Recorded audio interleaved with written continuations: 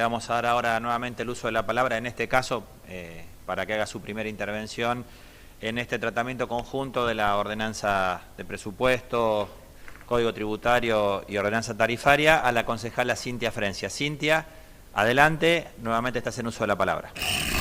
Muchas gracias, señor presidente. Buenos días nuevamente a las señoras concejalas y concejales.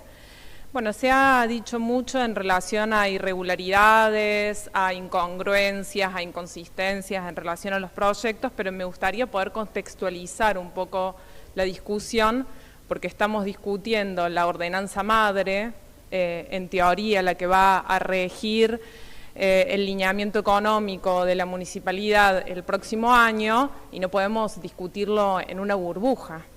Estamos atravesando una crisis económica y social enorme en el país, que está marcada, justamente, se mencionó así al pasar acá, que está marcada por la renegociación con el Fondo Monetario Internacional, que implica una confiscación en masa a las y los trabajadores argentinos, que ya estamos sufriendo, por supuesto.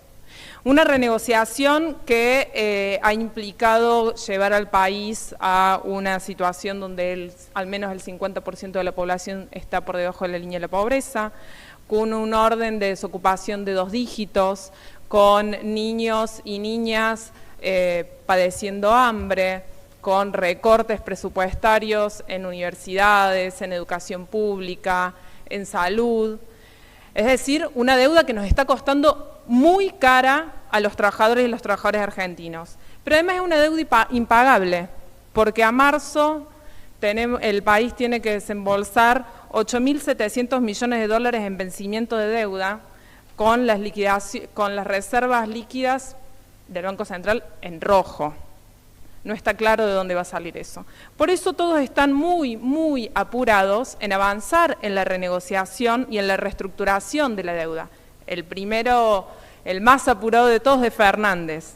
Y llama la atención, un gobierno que vociferó durante meses contra la deuda ilegítima, fraudulenta de Macri, no solamente la reconoció, los 44.000 millones de dólares íntegros, incluso cuando el macrismo aceptó que la deuda fue en su gran mayoría a la fuga de capitales, una deuda absolutamente fraudulenta, no solamente que la aceptó, la admitió, sino que ahora la renegocia a costa del hambre del pueblo trabajador.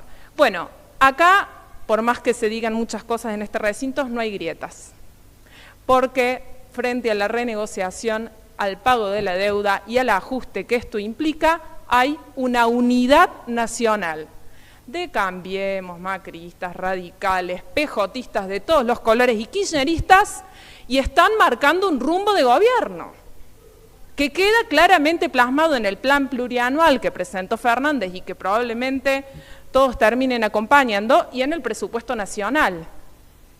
Entonces acá tenemos un común denominador. El presupuesto nacional, al igual que el provincial y el municipal, son presupuestos de ajuste. Son presupuestos de ajuste que, por más que los dibujen, tienen el fin último de avanzar en el ahorro fiscal para congraciarse con los acreedores internacionales a costa del hambre del pueblo argentino. La única fuerza política que rechaza en la legislatura, en los consejos deliberantes, en el Congreso y por supuesto en las calles, este robo a los trabajadores, a las trabajadoras, a los jubilados, es el Frente Izquierda. Por eso, este sábado vamos a hacer una movilización nacional con todas las organizaciones políticas, sindicales, del movimiento de mujeres, que realmente están comprometidas con la situación de crisis y miseria social en la que nos han hundido todos los que gobiernan, para rechazar este pacto colonial para el repago de una deuda ya que todos han reconocido impagable, usuraria y fraudulenta. Dicho esto, el presupuesto municipal, bueno, además de ser un hermoso dibujo, es un hermoso dibujo que no puede ocultar el ajuste. Y digo que es un hermoso dibujo porque a pesar del cordobesismo que agita acá Yarlora y Schiaretti, y que se esfuerzan en pelearse, en delimitarse del gobierno nacional, de Fernández y del kirchnerismo, lo cierto y concreto es que han tomado íntegra todas las variables macroeconómicas mentirosas del gobierno nacional. Entonces resulta que a pesar de que vamos a cerrar el 2021 con una inflación de casi el 50%, 48%, la inflación del 2022 sería del 33%. ¿Nos están tomando el pelo? Pregunto yo. El dólar oficial en 2022, a diciembre de 2022 sería de 130 pesos. ¿En serio? ¿En serio escriben esto? ¿Y no les da vergüenza decirlo abiertamente? Bueno, acá igualmente el miembro, la concejala informante, vamos a hacer una concesión, dijo que la inflación sería del 48%. Incluso haciendo la concesión de que el municipio no toma como base inflacionaria lo previsto en el presupuesto nacional del 33% y toma el 48%, sigue siendo por lo menos 20 puntos por debajo de lo que prevén las consultoras más generosas, que dicen que la inflación del año que viene va a estar entre el 60 y el 70%. Un presupuesto de ajuste. Y esto es claro porque cuando en un presupuesto se hacen previsiones inflacionarias por debajo de la inflación real, lo que se está pretendiendo es licuar los supuestos aumentos que con bombos y platillos el oficialismo ha anunciado por todos los medios en materia de desarrollo social. Entonces resulta que el famoso 54% de aumento que tendríamos en materia de salud, en realidad no sería un 54% de aumento, sino al menos 6 puntos de reducción de presupuesto de salud. El 51% de educación sería al menos una reducción de 9 puntos en el presupuesto de educación. Bueno, ni que hablar de las políticas de desarrollo social, porque hablan de un 56% de aumento, pero cuando hacen la comparación con la ejecución presupuestaria del 2021, el aumento formal es del 15%, entonces estamos frente a una reducción real para el año que viene de al menos 40 puntos. Pero al margen de todos estos números, ¿realmente ustedes piensan que nosotros vamos a creer que un gobierno que durante la pandemia le sacó la comida a los niños, cerró el PAICON en las escuelas municipales del servicio de comedor, que reemplazó la vianda caliente por un par de cajas de alimentos secos plagados de harina, que después de un año casi no pueden responder cuántos comedores municipales han abierto y cuál es la asistencia alimentaria, que tienen cerrado el Padre La Mónaca, que tienen precarizado a todos los trabajadores municipales que trabajan en desarrollo social y en salud. ¿Van a aumentar el presupuesto de desarrollo social y de salud? Bueno, realmente nos están subestimando un poco, ¿no? Acá hay un presupuesto de ajuste, y no solamente hay un presupuesto de ajuste, sino que hay una política de ataque sistemático al conjunto de los trabajadores y en particular a los trabajadores municipales. El gobierno de Yarlora asumió con un grito de guerra contra los trabajadores municipales. Hizo una campaña furiosa diciendo que entre el 70 y el 80% del presupuesto municipal se iba en personal y que era el mayor déficit que tenía en materia de presupuesto municipal. Inició, y ese fue su caballito de batalla, para iniciar la liquidación de uno de los mejores estatutos y convenios colectivos de los trabajadores en nuestra ciudad, para aleccionar al conjunto de los trabajadores de Córdoba. Y no le fue mal, gracias a, por supuesto, ahí el acuerdo y el apoyo de las burocracias sindicales, no le fue mal, porque hoy representa el 40% del presupuesto municipal. Y eso lo han hecho gracias a una confiscación decidida que ha hecho el gobierno municipal de Yarlora a los ingresos de los trabajadores municipales. Tenemos, bueno, si se considerara que efectivamente la pauta salarial prevista para el año que viene va a respetar el 48% que acá se informó, por lo menos van a tener una reducción de 10 puntos en el aumento salarial del año que viene en los trabajadores municipales. Reducción que se va a sumar a los 16 puntos ya perdidos. una reducción que de mayo a mayo de este año, una reducción interanual que del año pasado a mayo de este año, significó un ahorro, lo vamos a decir entre comillas, para el municipio de 890.000 millones de pesos. Es decir, plata que le sacaron del bolsillo los municipales, concretamente.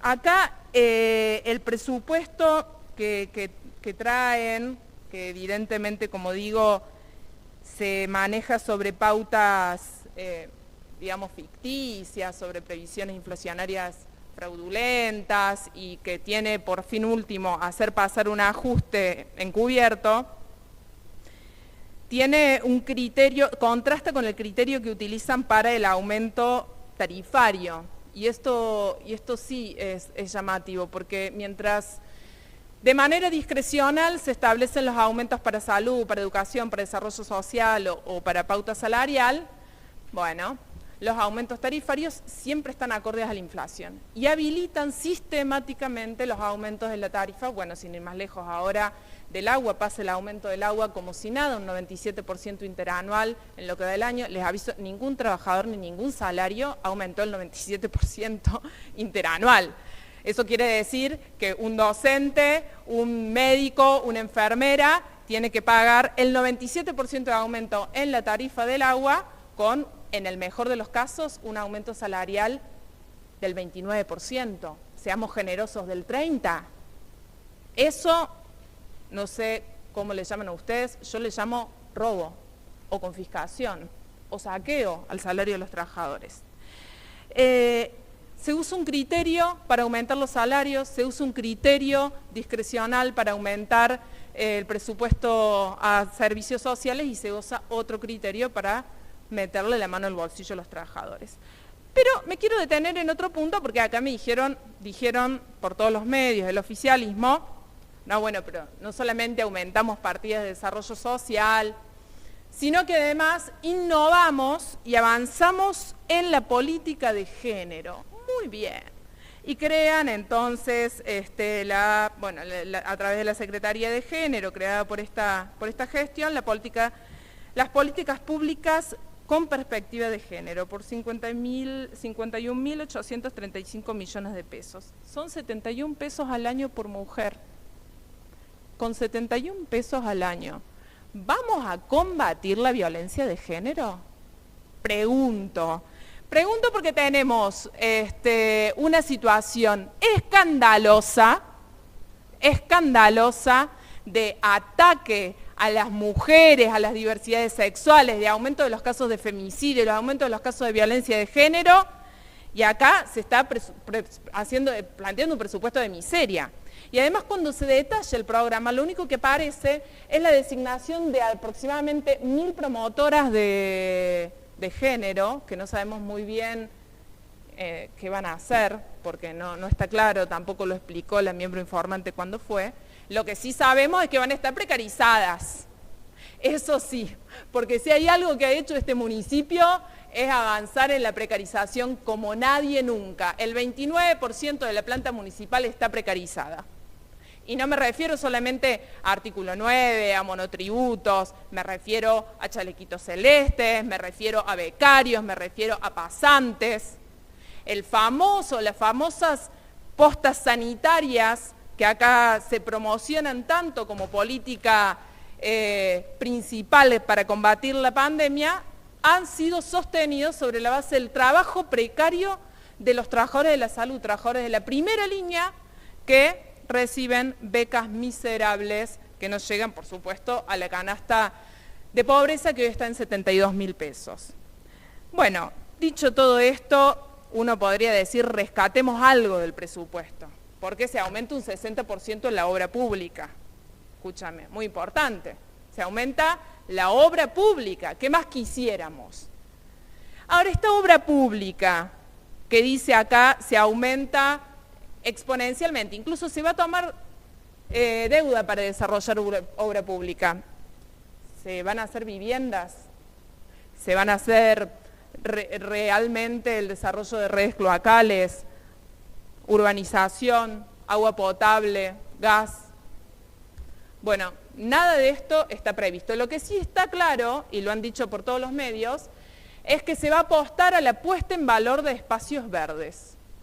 Luminarias, parquización, obras viales, algo que hemos discutido en varias ocasiones en este Consejo, porque es algo que les encanta, aprobar convenios con quien fuera para desarrollar espacios verdes. Bienvenidos sean los espacios verdes, pero si la obra pública en una ciudad que tiene 120.000 familias sin vivienda, que tiene 130 barrios precarios, asentamientos y villas miserias, que tiene barrios sin urbanización, que tiene barrios sin luz, sin agua, sin red cloacal, que tiene un río Suquía profundamente contaminado, que tiene una planta de Bajo Grande estancada hace por lo menos 20 años, la obra pública se va a destinar al desarrollo de la parquización, creo que estamos teniendo un problema en las prioridades.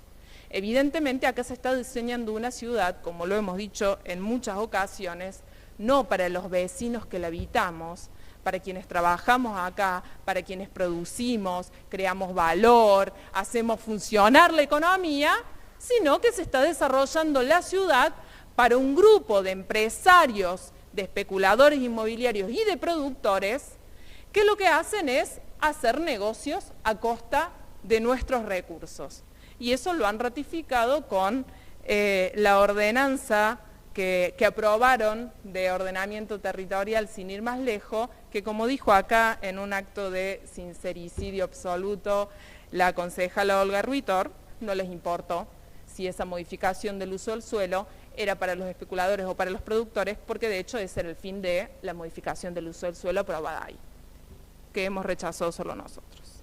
El cuadro se completa con una serie de artículos en el proyecto que lo único que hace es pedirle a este Consejo el aval político para hipotecar la ciudad. No queda otra explicación.